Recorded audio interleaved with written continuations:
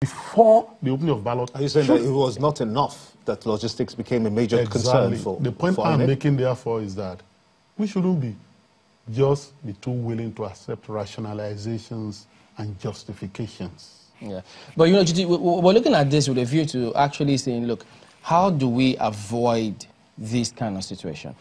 For instance, assuming we give him the benefit of the doubt and say, well, he might have seen what transpired or how things were unfolding, but within him, could we say he was really willing to ensure up until maybe if he got to his wit's end to see that, well, I've done all I can, and as it appears now, the system, the structure as it is now beyond me. Can we give him that benefit of the doubt and I say, recall look, here that in 2011, the most celebrated INEC chairman then, Professor Atairu Jega, who was just coming to the job, in the morning of that election, even in the middle of it, because voting or accreditation has started in some parts of the country, had to make a broadcast. And that time too, the president was as though he was not aware initially. It's almost the same kind of scenario now. Exactly. So he had to make that. So I am not just setting up this INEC chairman for excoriation, for an unfair condemnation. I am saying that based on the antecedents, based on a very painful history of electoral mismanagement, that this INEC chairman and INEC ought to have learned from all those. The Nigerian situation remains the same. The topography remains the same. All these situations remain the same. I am saying that we can... But there's a new twist. He said the weather. He even talked about the weather. He's not in the NAF. The NAF, we saw the footage, we saw the photographs. They were the one hauling those materials and then delivering. They are not the one complaining. Yeah. He was talking about the weather, just for you to know. He was talking about the weather. But the president didn't travel to Daura, Katsina, by road. He flew, same weather. He flew, the president flew, and the president flew back. So I'm just saying that... The weather for different locations differ. If you're Enugu and Daura, so there could be different climatic conditions. This way. I like that. One of the participants at that conference said, who was addressing the INEC chairman, and said he should be looking at the possibility of fifth columnists within his team. Do you buy that? There could be fifth columnist in every team, and Chamberlain will recall this. Maybe like 3 years ago, we were talking about Boko Haram effort. And people are then saying, "Oh, they were infiltrators, they are fifth columnists." And I made this example. Say yes, the fifth columnists, they are saboteurs, they are armed robbers, even within the police. Yeah. True. Time and again, we see the police high command, punishing policemen for collaborating with armed robbers. But that does not give the police force the excuse not to fight armed robbery. There will be saboteurs in organizations. There will be people that might be infiltrated by politicians. That's a possibility. But he has a responsibility, being the head of INEC, headhunted to ensure that everything moved smoothly.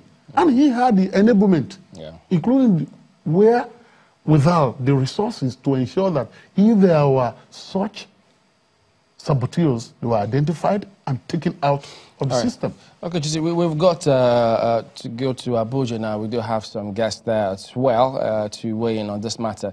Chioma Onoshakbo is a member, business and professional woman, as well as Ezemawago, who is convener, Yaga Africa. Thank you for joining us today on the verdicts this evening. Let me start with you, Chioma Onoshakbo. Having listened to the chairman of INEC give reasons and take questions from stakeholders concerning why these elections were rescheduled, what sticks out for you, having heard it?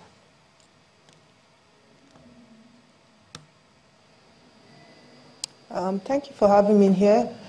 I listened to his response and answering to questions, but really, to me, some questions were not answered properly. There are still a lot of issues that they've not responded to.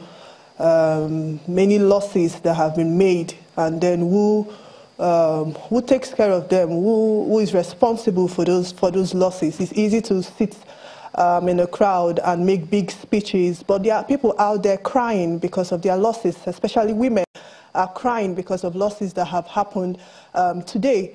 So, I mean, it's a really, really disappointing situation for the country.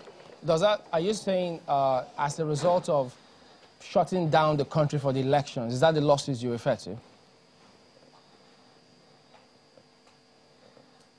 Yes, shutting down the country for the elections. I mean, we are entrepreneurs, we are business people. We've given out holidays to our staff, and we're not going to pay them. We're going to pay them despite the fact that they didn't work today. Next week, Saturday, we are going to give them a compulsory holiday also, and we are still going to pay them for not being at work on the 23rd of February. So those are the losses I'm talking about. Who is going to pay for it? Okay, that's another perspective there. But let me get to Mr. Nwangu, convener at Yaga Africa. Well, I know that time and again, so age groups and CSOs such as yours, you have this interaction with INEC. But then listening to him, were you convinced, or you just feel, well, we really have to move forward, all of those excuses notwithstanding? How do we pick ourselves up? Yeah, Chamberlain, I'm a member of the working group of Watching the Vote of Yaga Africa. I'm not the convener. I think that, like I said earlier when we were on set earlier, I'd said that I'm not bothering myself about being convinced. I don't want to be convinced, or what I want to do at this time is to say that, yes,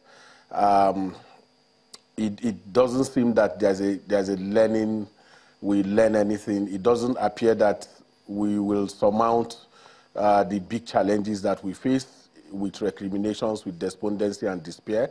That my current feeling and the current feeling of Yaga Africa is that we have work to do now.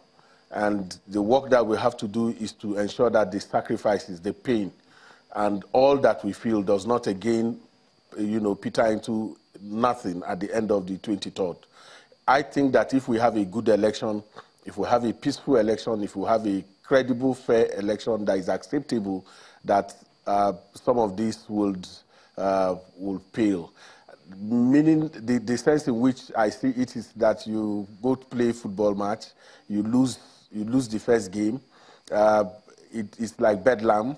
But if you play the second game and you win, and win convincingly, you inspire, the people who watch that football. So really, for me, at the end of today, I've crisscrossed different media organizations talking about this, and all I hear is all the challenges, the consequences of this. I fully can grasp with it, because Yaga Africa has deployed observers all over the country in the 774 local governments of this country.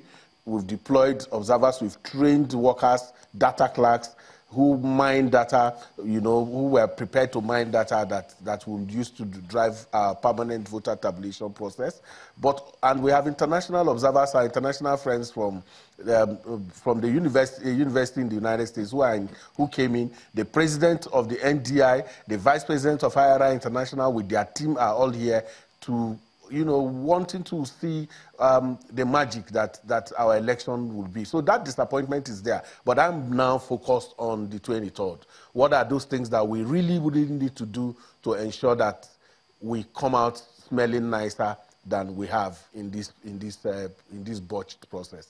Okay, just trailing what's your final submission.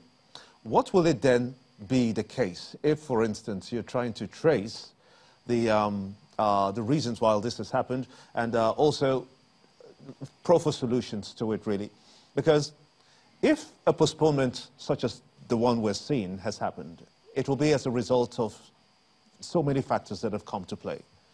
Will you stand with people who say, for instance, that the legislative arm of government, the Senate as a matter of fact, did not give that luxury to INEC by passing that, by getting INEC to have the monies it needed for these elections and didn't get to approve it on time? Would you say that that's the starting point where we had a situation where now we're having this result of the elections being postponed? Did that happen for you?